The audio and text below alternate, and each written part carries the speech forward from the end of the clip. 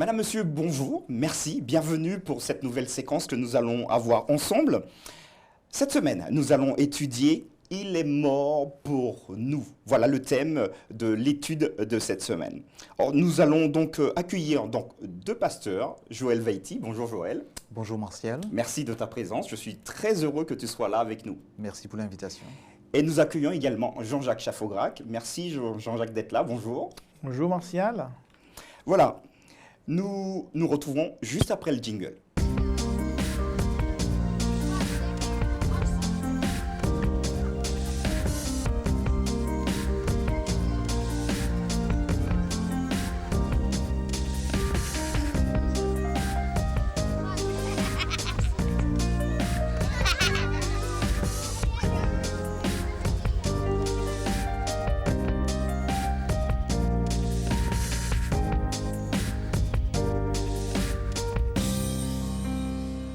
Voilà, nous sommes de retour.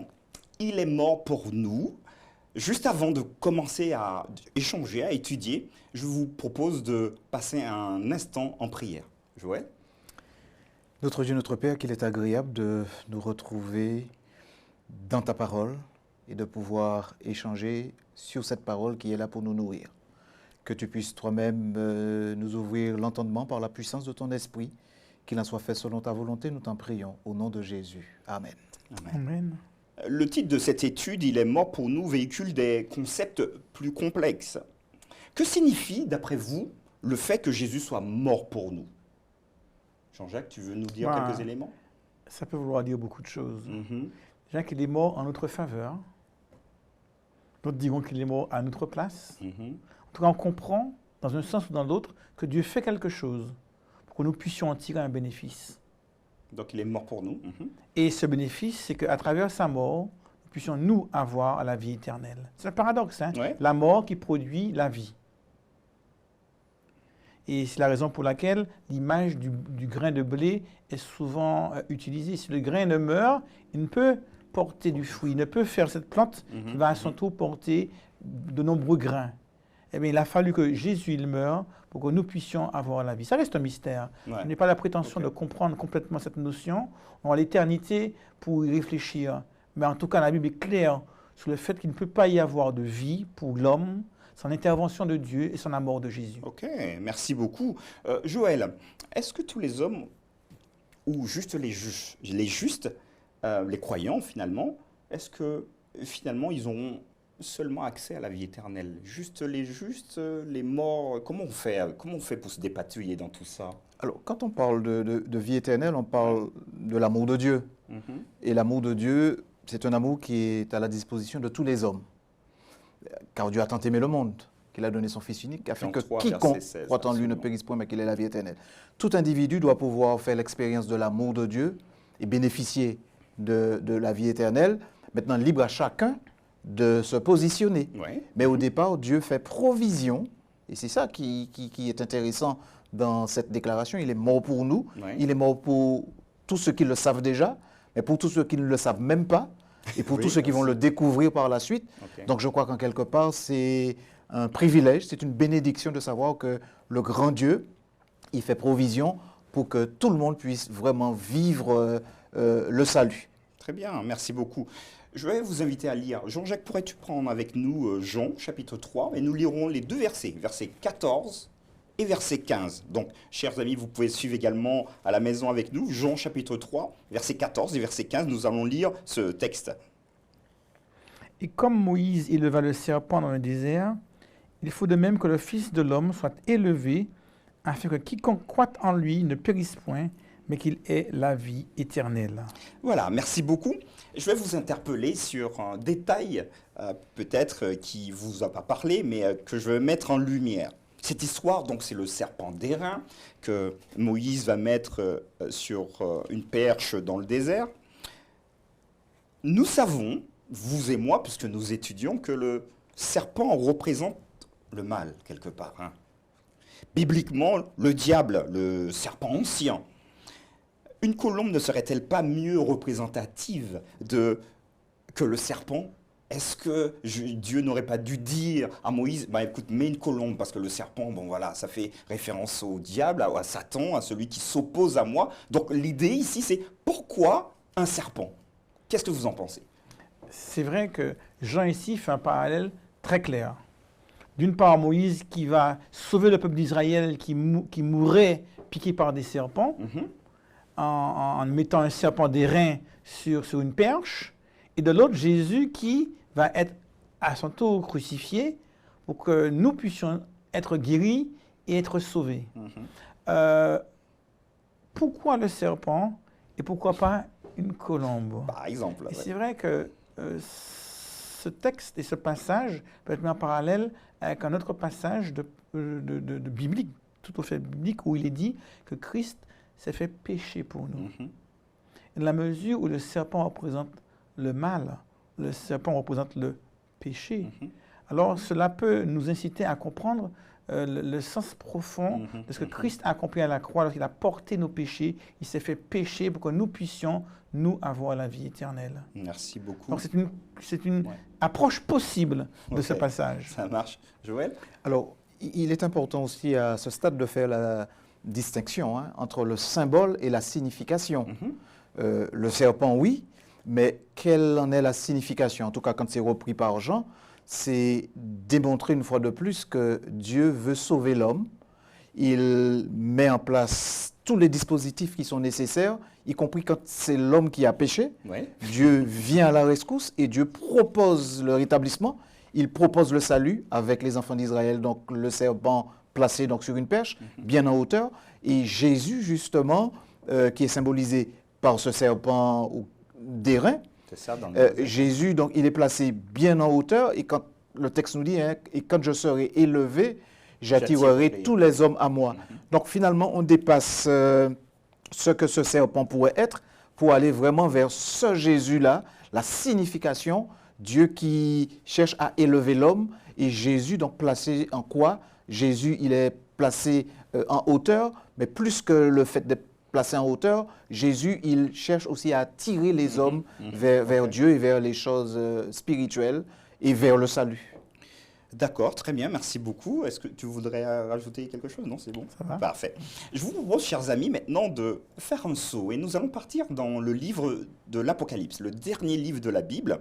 Et je vous invite à lire avec nous Apocalypse chapitre 13 et nous lirons ensemble le verset 8. Alors, est-ce que quelqu'un peut lire pour nous Apocalypse chapitre 13, verset 8. Joël, si tu l'as, tu peux nous accompagner dans la lecture? Et tous les habitants de la terre l'adoreront, ceux dont le nom n'a pas été écrit dès la fondation du monde dans le livre de vie de l'agneau qui a été immolé. Voilà. Quand nous lisons ce passage, ici nous le ferons pour les besoins de l'étude hors contexte, parce qu'il y a la bête qui monte de la terre, la bête qui monte de la mer, mais le texte va nous préciser, tous les habitants de la terre l'adoreront, ceux dont le nom n'a pas été écrit dès la fondation du monde, donc même avant que la terre soit faite. Et donc ma question pour vous, et peut-être pour nos amis également qui nous écoutent, on a l'impression que tout est joué d'avance. Tout est joué, même avant que la terre soit créée, il y a de ceux qui seraient, donc je mets au conditionnel, seraient déjà dans le livre de vie. Si tout est joué d'avance, pourquoi avons-nous besoin de partager avec nos amis, notre famille, le Christ ressuscité, le message, la bonne nouvelle? Qu'en pensez-vous? C'est vrai que l'homme a certaines limites, certaines contraintes. Et l'une des contraintes de l'homme, c'est le temps. On a du mal à concevoir la vie, l'existence, notre propre existence, sans la notion de passé, présent et futur. Et à ce moment-là, on se dit, si dans le passé, les choses sont déjà verrouillées, écrites, alors quoi qu'on fasse, ça ne pourra pas changer parce que les choses sont déjà écrites. Dans le livre de vie en plus, de l'agneau. Complètement. Mais si on se met dans la perspective d'un Dieu qui est hors du temps, qui se promène dans le temps un petit peu comme nous, on se promènerait dans l'espace. Le fait de pouvoir se promener dans l'espace n'a aucune incidence sur la position des objets qui s'y trouvent. Le fait de pouvoir se promener dans le temps, passé, présent, futur, n'a aucune incidence sur les choix que je fais moi. dans mon existence. À partir de là, la préscience divine ne retire rien à mes choix, à mes décisions et aux conséquences de mes choix. Donc même si Dieu le sait en avance, lui qui est hors du temps, cela ne m'exonère point de mes responsabilités et cela ne me retire point ma liberté de choix et les conséquences qui y sont associées. D'accord. À partir de là, oui, Dieu peut tout savoir, peut même savoir ce que je ferai demain, même si moi je ne le sais pas, Lui, il le sait. mais ça ne me retirera pas Ma responsabilité. ma liberté de choisir et ma responsabilité. Merci beaucoup. Joël, est-ce que tu veux rajouter quelques éléments? Oui, tout à fait. Nous sommes en présence d'un Dieu qui est le Dieu de l'impossible. Dieu, c'est un Dieu d'ordre. Et Dieu prend le temps de faire les choses. Et ce verset est en train de me parler, en train de me dire que Dieu sauve, mais il ne sauve pas, il n'est pas dans le bricolage. Tout ce qu'il fait, il prend le temps de le faire, il établit les choses. Il nous dit ici, dès la fondation du monde. Effectivement, il a prévu que tous ceux qui marcheraient dans le plan qu'il a proposé, qui suivraient le chemin proposé par Jésus, obtiendraient la vie éternelle, la victoire sur le péché. Et ça, il a cette latitude-là de pouvoir décider quelle coupe il va offrir aux vainqueurs. Ouais. Donc la coupe est déjà prévue pour les vainqueurs. Maintenant, il appartiendra à tous les athlètes de pouvoir prouver sur le terrain qui sont à même d'arriver jusqu'à la ligne d'arrivée, en tout cas de franchir, pour le premier, de franchir la ligne d'arrivée. Donc Dieu fait provision, c'est Dieu qui fait toujours provision, mais cela n'influe pas sur la capacité de chacun à pouvoir se positionner et faire ses choix. Mais Dieu a déjà prévu que le vainqueur, c'est clairement dit aussi dans l'Apocalypse, celui qui vaincra, il recevra ceci et cela, etc., un caillou blanc, etc., il recevra un nom. Donc celui qui vaincra. Pour l'instant, Dieu ne dit pas encore qui vaincra, mais celui qui vaincra. Ça veut dire que tout le monde a la possibilité de pouvoir être ce vainqueur-là ou ces vainqueurs-là quand c'est présenté de manière plurielle. Alors, est-ce qu'on peut peut-être faire une synthèse de tout ce que vous avez dit? Vous me corrigez. Dieu sait en amont, omniprésence de Dieu, omnipotence de Dieu, qui sera sauvé, qui sera perdu, qui l'accepte, qui ne l'accepte pas. Néanmoins, il nous laisse la possibilité de faire notre choix. Et donc, du coup, nous sommes les seuls à être responsables de finalement valider ou pas ce qu'il sait déjà. Est-ce qu'on peut dire ça comme ça? Est-ce que ça vous paraît cohérent? Oui, on attend encore une autre notion, c'est l'omniscience de Dieu. Ouais. Où Dieu, il sait tout avant même que les choses ne soient. Et il est évident que de savoir quelque chose n'a pas une influence automatique sur le choix de celui qui fera le choix. Absolument. C'est pas parce que je sais quelque chose que tu es obligé de faire comme je dis, comme je sais. Donc, parfois, on fait un lien de causalité entre l'omniscience divine et les choix que nous faisons. Alors qu'il n'y a pas de lien de causalité. Ok. Alors, chers amis, vous avez vu que c'est délicat, donc c'est assez super intéressant. En tout cas, on ne veut pas non plus prendre tout l'espace pour ça, mais je vous invite à continuer cette réflexion, le fait que Dieu soit omniprésent, il est omnipotent, il sait tout et pourtant nous avons le choix. Donc à vous également de travailler avec vos frères et sœurs, votre famille, vos voisins, d'aller affiner encore tous ces éléments-là. Mais notons, et je crois que vous serez d'accord avec moi pour le dire, que vous avez le choix de choisir le Christ ou de le rejeter. Est-ce qu'on pourrait donc continuer comme ça? Ça vous va? Ah, je te sens. Je voudrais juste en ajouter une toute petite. Vas-y. Non, pour dire que c'est une invitation, en quelque part, à continuer à placer sa confiance en Dieu. Il a prévu la victoire, il a prévu la vie, il a prévu une inscription. Mais c'est intéressant. Donc ça veut dire qu'en quelque part, ça doit me motiver, ça doit m'inspirer. Ça veut dire que Dieu, il n'attend pas là simplement et puis le jour viendra, il va voir ce qu'il va faire.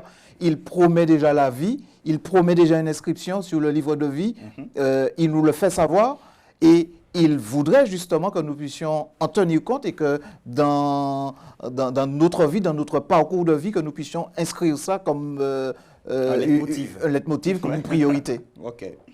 Merci beaucoup. Je vous propose donc de passer à un autre thème. Nous parlerons maintenant de l'avènement de la mort de Jésus.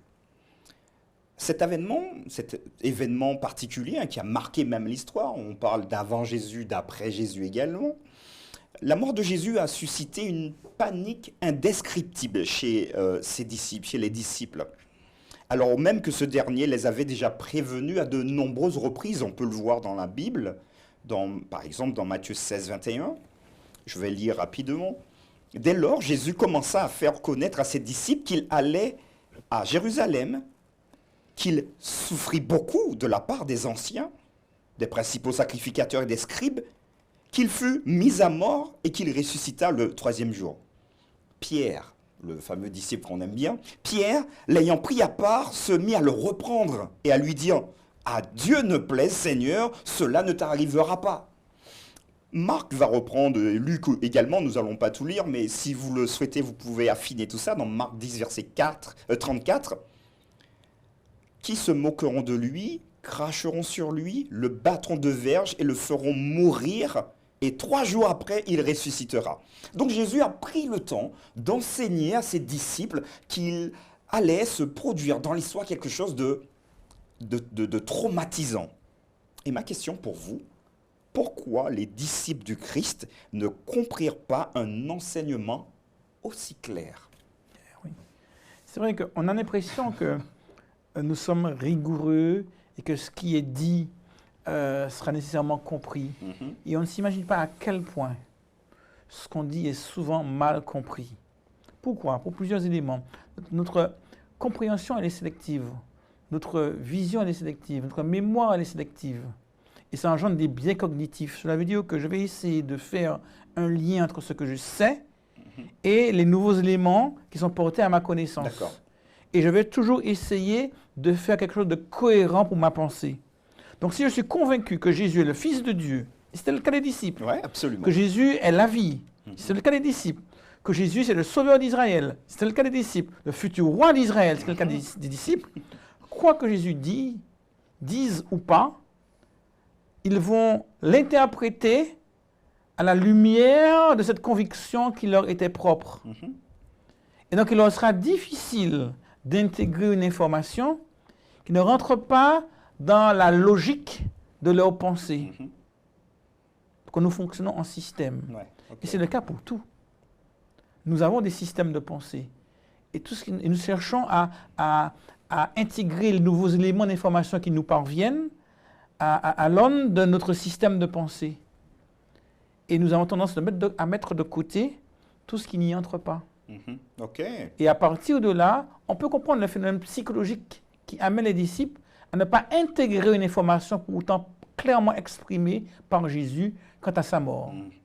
C'est impressionnant, c'est vrai, chers amis, c'est impressionnant c'est vrai, avec le recul, c'est plus facile pour nous. Jésus le dit d'une manière très claire, je vais mourir et je vais ressusciter, mais eux, ils n'arrivent pas à l'entendre, à le comprendre non plus. Pour eux, c'est pas possible. Ils n'arrivent pas à intégrer cette information qui ne trouve pas sa place dans leur système de pensée. Absolument. Joël, tu voudrais rajouter quelques éléments?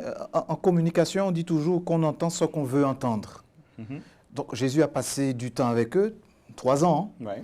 Jésus a pris le temps de bien expliquer ce qui allait se passer et Jésus a pris soin de montrer dans les Écritures où tout était dit à son sujet et comment les choses se déroulaient au fur et à mesure. Et même ce qu'il annonçait par la suite, sa mort, sa crucifixion, donc sa mort. Mais les disciples voulaient entendre uniquement dans le discours de Jésus, ce Jésus qui était venu vraiment pour les libérer du joug romain. Absolument. Et ils s'attendaient à ce que Jésus annonce autre chose. Donc quand Jésus n'annonce pas autre chose, ils entendent ce qu'ils auraient souhaité que Jésus puisse annoncer. Même donc, ça, Pierre lui dit, tais-toi, arrête avec ça. Oui, en quelque part. Et puis, il y a aussi l'autre élément, c'est que, ayant accompagné Jésus, ayant vu Jésus accomplir des miracles et tout le reste, en quelque part, ils avaient du mal à voir ce Jésus-là en qui ils étaient en train de placer leur confiance, connaître des moments aussi difficiles, connaître la mort, la crucifixion. Ils voyaient Jésus comme étant un être hors d'atteinte et hors de danger, en tout cas de danger ultime. Ouais, okay. Et ils se sont fourvoyés malheureusement. Mais je crois que nous, en tant qu'humains, parce que c'est toujours bon de transposer aussi. Mais on y arrive. On y arrive, on d'accord. y arrive. Très bien. Alors, donc, ma seconde question par rapport à tout cela, parce qu'on peut très bien blâmer les disciples, ils auraient dû entendre, ils auraient dû comprendre, c'est bien beau pour eux maintenant, mais pour nous, y a-t-il un danger pour nos amis, pour nous aujourd'hui, de ne pas comprendre des révélations tout aussi claires que les enseignements de Jésus? Et comment éviter ce piège, finalement, de passer à côté d'éléments qui soient limpides comme de l'eau de roche? Bien, il y a un petit jeu qui circule parfois sur Internet où on écrit des phrases en supprimant certains mots Mhm. ou en inversant certaines syllabes de certains mots. Et la plupart des gens arrivent à lire le texte très clairement, alors même que certains mots sont inversés, que les syllabes sont inversées ou que certains mots sont manquants. C'est la capacité, la plasticité du cerveau, cette capacité à remplir les blancs et à deviner les choses. D'ailleurs, la lecture globale se base beaucoup là-dessus. C'est la raison pour laquelle nous ne pouvons pas échapper à un mode de fonctionnement qui consisterait à toujours globaliser les choses, comprendre les choses en système et pouvoir faire sens de toute information qui est portée à notre connaissance. À partir de là, il est facile d'être dans un carcan, dans un système de pensée et ne pas pouvoir en sortir, quoi qu'on nous dise ou quoi qu'on amène à notre connaissance. Et on retrouve ce phénomène dans les convictions religieuses, des convictions théologiques, d'où l'importance à chaque fois, d'analyser pointilleusement chaque chose, comme les Béréens qui analysaient chaque chose pour voir si ce qu'on nous disait était juste. Et c'est ce qu'on nous apprend à faire à l'école. Quand on apprend l'orthographe, on apprend à disséquer les mots en lettres, puis en syllabes, puis en mots, puis en phrases, puis en paragraphes. Parce que si on se contente d'une lecture globale, de quelque chose de globalisant, on peut parfois passer à côté d'éléments d'information importants. Et du point de vue de la Bible, c'est d'autant plus important d'examiner les choses avec précision. Merci beaucoup, Jean-Jacques. Tu voudrais rajouter Oui, quelques éléments? je veux surtout m'inspirer de ce qu'il nous a dit dans Luc 24. Donc, c'est post-résurrection. Oui. Il y a des disciples qui sont en chemin et Jésus donc les Mhm. rejoint. Ils sont en train de discuter de tout ce qui s'est passé. Donc, cet étranger donc, les rejoint et puis veut savoir un peu parce qu'ils sont en train de discuter grave, ce qui s'est passé là. Et puis, sans aller... sans m'étendre davantage. Donc finalement, Jésus leur rappelle tout ce que les Saintes Écritures avaient annoncé à son sujet. Mais là où la chose est vraiment hyper grave, c'est que nous lisons, pendant qu'il était Luc à table... 24, est-ce que tu peux nous redonner pour nos amis le verset? Alors Luc 24, à partir du verset 15, pratiquement jusqu'au verset 35, on va dire. D'accord, très bien. D'accord? Donc là, je suis simplement au verset 30. Pendant qu'il était à table avec eux, donc Jésus prit le pain et après avoir rendu grâce, il le rompit et le leur donna. Alors les yeux s'ouvrirent et ils le reconnurent, mais il disparut de devant eux. Donc je crois que suite à la question qui a été posée, pour ne pas tomber dans le même travers comme celui des disciples ici ou un peu avant, je crois que nous avons besoin que Jésus, par son esprit aujourd'hui, nous ouvre l'entendement, nous ouvre la compréhension pour que nous puissions comprendre ce qui est dit à son sujet, les révélations qui sont faites, pour que lorsque ces dernières vont se réaliser, que nous ne soyons pas hors circuit. Ma question n'était pas anodine, vous devinez. Nous avons donc une manière de voir le futur et nous sommes sûrs de la manière dont ça va se passer dans le futur. Donc tout est écrit, tout est déjà... Voilà, on attend simplement. Et je crois qu'il est intéressant pour vous, pour nous également, d'être prudent, de demander à Dieu son esprit pour qu'il nous éclaire, qu'il nous illumine, qu'il nous dise ce qu'on doit comprendre à l'instant T. Je vous propose maintenant de lire un dernier texte. Nous allons le lire ensemble, Jean chapitre 19, verset 30. Et c'est une expression qui peut nous interpeller et qui peut porter aussi parfois à confusion. Jean chapitre 19, et je vous invite à lire au verset 30. Je le lirai, Jean 19, verset 30. Quand Jésus eut pris le vinaigre, il dit, « Tout est accompli » et, baissant la tête, il rendit l'esprit. Alors ma question est très simple. Qu'est-ce qui était accompli ici? tout est accompli. Mais c'était quoi? Qu'est-ce qui s'est accompli ici? Jésus est venu sur terre remplir une mission. Mhm. Et cette mission impliquait son incarnation, sa vie, son ministère pendant 3 ans et demi avec ses disciples. Et toute cette période de temps durant laquelle Jésus était sur terre, c'est une période, on pourrait dire, entre guillemets, incertaine. Le salut de l'homme n'était pas encore assuré. Parce qu'il fallait que Jésus, par sa vie et jusqu'à sa mort, puisse valider ce choix qu'il faisait de donner sa vie pour que nous ayons, nous, la vie éternelle. Au moment de sa mort, eh bien, le suspense s'arrêtait. Tout est accompli. Non pas qu'il avait fini son ministère, parce qu'on sait que par la suite que Jésus va devoir ressusciter. Ouais. On sait par la suite qu'il ira au ciel, qu'il va intercéder. On sait par la suite que Jésus est dans le sanctuaire céleste et qu'il intercède pour les pécheurs et pour les coupables. Et on sait encore qu'il faut qu'il revienne, il faut qu'il nous ressuscite. Donc, Il faut l'histoire n'est pas terminée. qu'on rentre encore dans la vie éternelle avec lui. Donc tant qu'on n'est pas encore dans la vie éternelle avec Dieu, tout n'est pas accompli en ce sens. L'œuvre du salut se poursuit. Mais en tout cas, la phase qui était encore une phase potentiellement remplie d'incertitude, quant à l'avenir de l'homme et la capacité de Dieu à sauver l'humanité, était terminée. Une fois mort, les dés étaient jetés, les carottes étaient cuites. Ce que Jésus devait faire pour nous sauver, eh bien, cette phase-là a été complètement réalisée, même si d'autres phases Bien sûr. devaient suivre. Merci beaucoup, Oui. Joël. Jésus dans le jardin de Gethsémanée, mon Père, s'il est possible, hein, Mhm. que cette coupe s'éloigne de moi. Donc jusqu'à la dernière minute, Jésus aurait pu Ouais. Renoncer. renoncer. Exactement, ouais. Et quand j'entends la déclaration, tout est accompli, avec tout ce qui a déjà été dit, je peux simplement la synthétiser ainsi, mission accomplie. Donc Jésus est venu accomplir une mission, et en déclarant sur la croix, tout est accompli, même si Jésus est mort par la suite, mais en tout cas, ce qui était prévu s'est déroulé comme annoncé. Donc Jésus, il était tout fier, tout heureux d'avoir pu aller jusqu'au bout de... C'était un risque, hein? C'était pas joué d'avance, c'était pas simplement un jeu de rôle. Donc Jésus a vraiment souffert et il est allé jusqu'au bout de cet amour, de la divinité pour l'humanité. Et grandeur nature, Jésus donc a signé, hein, a signé sur la croix ce projet de vie éternelle qu'il était venu proposer aux humains. D'accord, merci beaucoup. Voilà, nous allons aborder peut-être la dernière phase de notre échange de ce jour. Je vais vous inviter, chacun à votre tour, à pouvoir encourager nos amis qui nous regardent. Probablement, il y en a qui sont dans des difficultés, qui sont malades, qui, voilà, peut-être que la foi n'est pas au beau fixe non plus.